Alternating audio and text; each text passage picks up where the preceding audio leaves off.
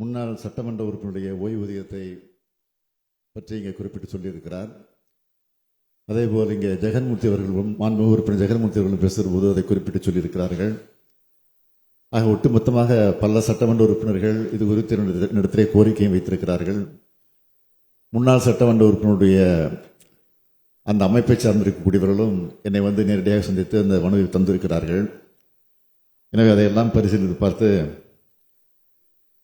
முன்னாள் சட்டமன்ற பேரவை மற்றும் மேலவை உறுப்பினர்களுக்கு தற்போது வழங்கப்பட்டு வரக்கூடிய மாத ஓய்வூதியம் 30,000 என்பதை 35,000 ரூபாயாக 1/4/2025 முதல் உயர்த்தப்படும்.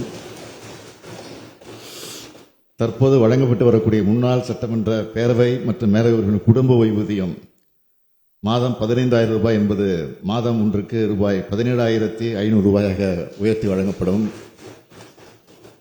முன்னாள் சட்டமன்ற பேரவை மற்றும் மேலவை உறுப்பினர்களுக்கு தற்போது ஆண்டு ஒன்றிற்கு வழங்கப்பட்டு வரும் மருத்துவப்படி 75,000 ரூபாய் என்பது 1 லட்சம் ரூபாயாக உயர்த்தி வழங்கப்படும். ஏற்கனவே இந்த ஆண்டின் மருத்துவப்படி தொகை வழங்கப்பட்டுள்ளது.